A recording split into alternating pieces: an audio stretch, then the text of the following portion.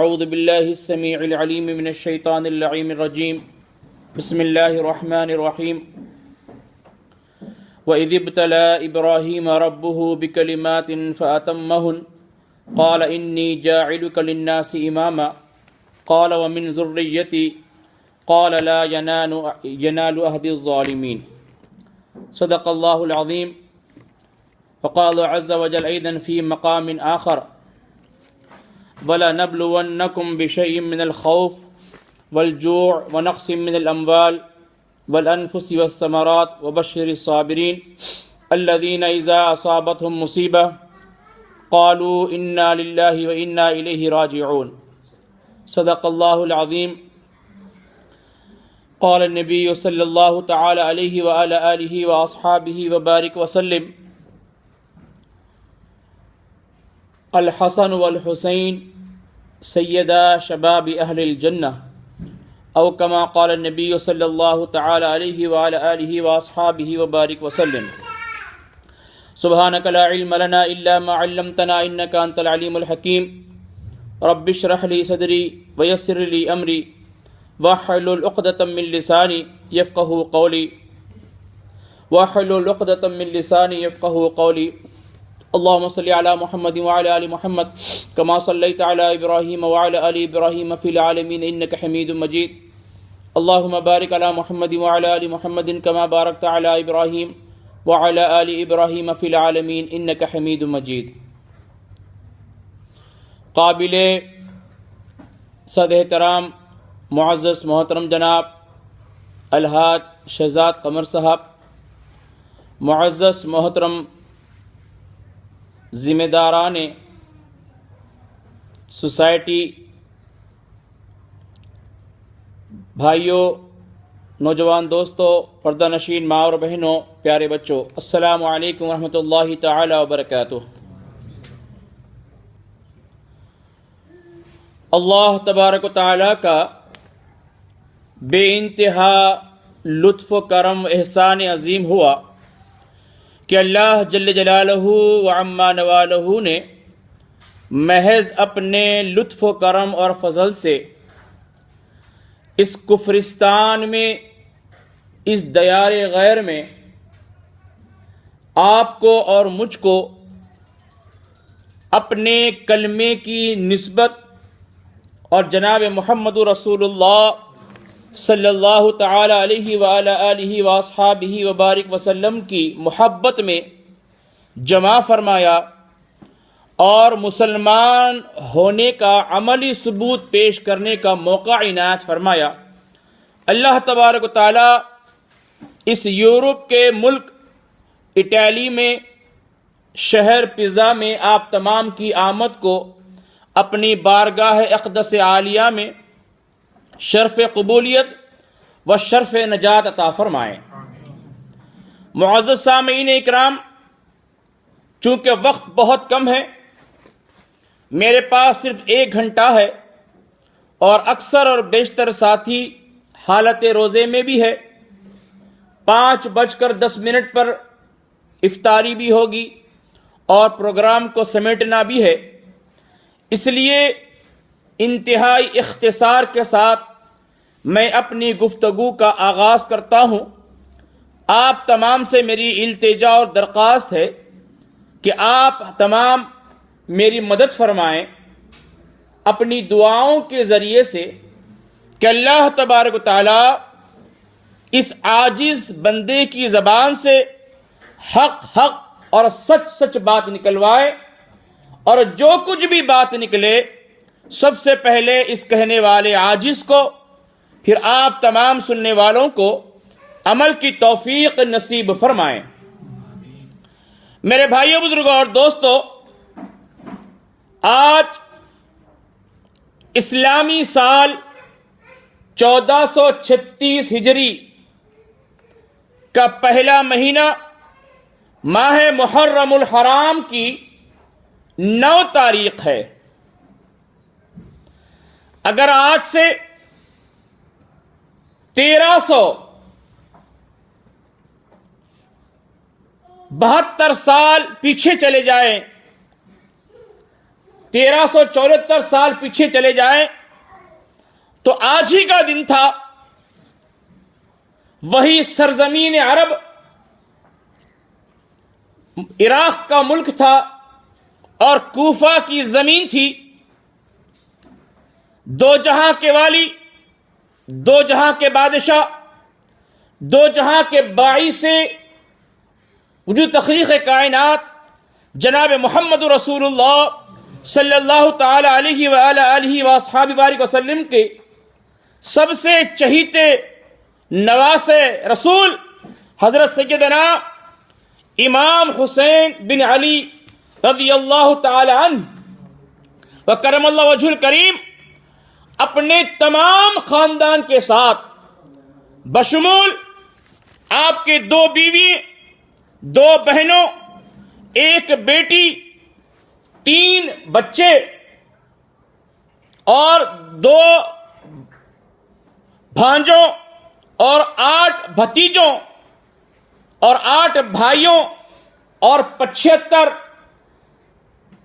اہل بیت اطہار سے محبت رکھنے والوں کے ساتھ آج ہی کے دن کوفہ کے میدان میں اپنے نانا جان کے لائے ہوئے دین محمدی صلی اللہ علیہ وسلم کی گلشن ممات کو گلشن حیات جاویدہ بخشنے کے لیے شمع محمدی کو برقرار رکھنے کے لیے اور اس آفتاب رسالت کو ساری دنیا میں چمکانے کے لیے اپنے 72 نفوس کے ساتھ آج ہی کے دن کوفہ میں جمع تھے. اور دراصل کوفہ کی جو لڑائی ہے جس کو ہم کرب و بلا کے نام سے یاد کرتے ہیں، یہ دراصل حق اور باطل کی لڑائی تھی. اس کا آغاز دنیا کے وجود میں آتا ہی ہو چکا تھا. سب سے پہلے اس دنیا کے وجود میں آنے کے بعد حابل اور قابل جو سیدنا آدم کے بچے تھے ان کے درمیان لڑائی ہوئی تھی حق اور باطل کی، اور اس کا سلسلہ قیامت تک چلتا رہے گا. کبھی فتح حق کو ہوگی، کبھی فتح باطل قوتوں کو ہوگی. اور قرآن کریم کے اندر اللہ نے ارشاد فرمایا کہ وَقُلْ جَاءَ الْحَقُّ وَزَهَقَ الْبَاطِلُ إِنَّ الْبَاطِلَ كَانَ زَهُوقًا، کہ حق اور باطل دونوں اس دنیا کے اندر ساتھ ساتھ چلتے ہیں. کبھی حق بلند ہوتا ہے تو باطل کمزور پڑتا ہے، اور کبھی باطل کو قوت ملتی ہے تو بظاہر حق کو کمزوری ملتی ہے. میرے بھائیو، بزرگوں اور دوستو، کربلا کا واقعہ 1375 سال پہلے سرزمین عرب میں وجود میں آیا تھا.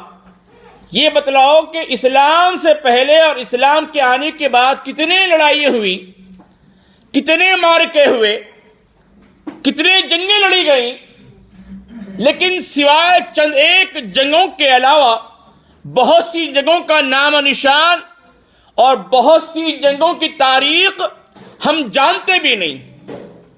لیکن یہ کیا بات ہے کہ کربلا کی جب یاد آتی ہے آنکھ کے گوشے بھیگ جاتے ہیں.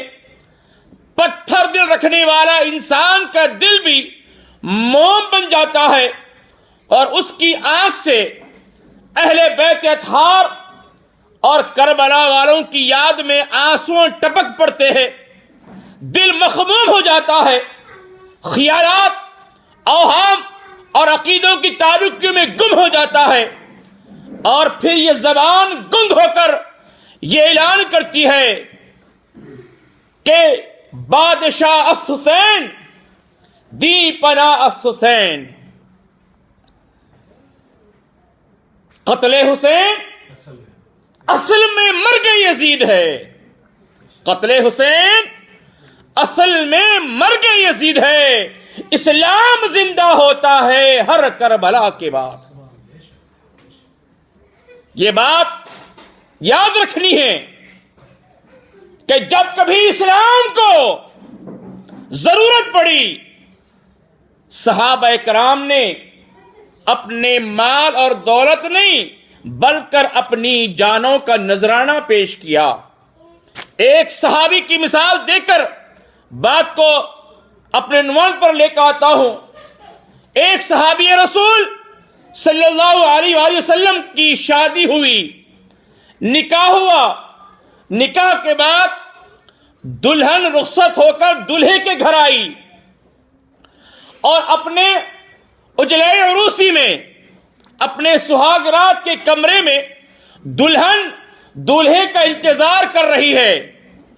صحابی رسول اپنی دلہن سے ملاقات کرنے کے لیے اپنے دلہن کے کمرے میں قدم رکھتے ہیں۔ ایک قدم اپنی نئی نویلی دلہن کے کمرے کے اندر ہے اور دوسرا قدم کمرے کے باہر ہے۔ اچانک وہ صحابی کی کانوں سے یہ آواز ٹکراتی ہے کہ اللہ کے نبی صلی اللہ علیہ وآلہ وسلم نے تمام مسلمانوں کو جہاد کے لیے تیار رہنے اور میدان میں جمع ہونے کا حکم دیا ہے۔ یاد رکھو، دنیا میں انسان بہت سی چیزیں بھول جاتا ہے، لیکن شادی والی رات اکثر کسی کو یاد بھی رہتی ہے، اور یہ تو ٹرینڈ بھی ہے یورپ کا، اینیورسری منائی جاتی ہے، ویڈنگ اینیورسری۔ میرے بھائیوں بزرگوں اور دوستو، سالگرہ نہیں بلکہ نکاح ہوا ہے اور دلہن کو دیکھا نہیں، دلہن کو دیکھنے کے لیے، دلہن سے ملاقات کرنے کے لیے دلہن کے کمرے میں قدم رکھنے کے لیے جاتے ہیں۔ پہلا قدم دلہن کے کمرے میں ہے، دوسرا قدم کمرے کے باہر ہے۔ آواز ٹکراتی ہے کانوں سے کہ شمع محمدی کے پروانوں، اے اللہ کے نبی صلی اللہ علیہ وسلم کے حکم پر جان دینے والوں، اللہ کے نبی نے تمہیں دین کی سربلندی کے لیے آواز دی ہے، جنت تمہارا انتظار کر رہی ہے، حور و ملائک سب باندھے کھڑے ہیں، تمہارا استقبال کر رہے ہیں۔ اے محمدی کے پروانوں، اللہ کے دین کے لیے نکل پڑو۔ تاریخ اسلام شاہد ہے کہ وہ نوجوان صحابی شادی کی پہلی رات کو اپنی بیوی کے ساتھ ملاقات کی نیت سے داخل ہوتا ہے تو تاریخ اس بات کا اعلان کرتی ہے اس کا پہلا قدم اس کے بیوی کے کمرے میں تھا اور دوسرا قدم باہر تھا۔ دوسرا قدم اٹھاتا تو بیوی نظر آ جاتی، بیوی سے ملاقات ہو جاتی، لیکن محبت رسول میں اور عشق رسول میں جب کوئی غرق ہوتا ہے تو دنیا اور متاع کی چیز اس کے سامنے نظر نہیں آتی، اس کے سامنے چہرے محمدی نظر آتا ہے، اس کے سامنے سیرت محمدی نظر آتی ہے، پھر جاہ دنیا کی شان و شوکت اس کے سامنے کوئی اہمیت نہیں رکھتی۔ اب جب اعلان ہو گیا، وہ صحابی نے سن لیا کہ اللہ کے نبی نے جہاد کے لیے بلا لیا ہے، تو پھر تاریخ اسلام اعلان کرتی ہے کہ دوسرا قدم جو کمرے کے باہر تھا وہ اٹھنے نہیں پایا اور اٹھا بھی نہیں اور داخل بھی نہیں ہوا۔ پہلا قدم جو کمرے میں داخل ہو چکا تھا وہ اٹھا اور اٹھ کر واپس پلٹنے لگا، اٹھ کر واپس پلٹنے لگا۔ نئی نوی دلہن اپنے شوہر کا انتظار کرتی ہے۔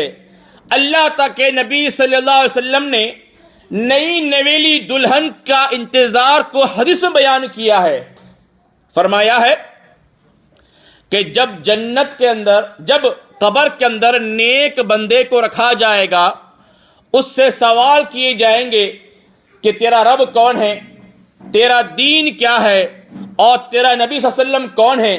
جب تینوں سوالات کے جوابات وہ دے دے گا تو فرشتے، جس کو ہم منکر نکیر کہتے ہیں، جس کا نام منکر نکیر جو قبر میں آ کر سوال کریں گے، وہ فرشتے یہ کہیں گے اس مردے سے، اس میت سے، اس طرح سو جا جس طرح سے کہ سہاگ رات کی دلہن سوتی ہے۔ یہ مثال دی گئی حدیث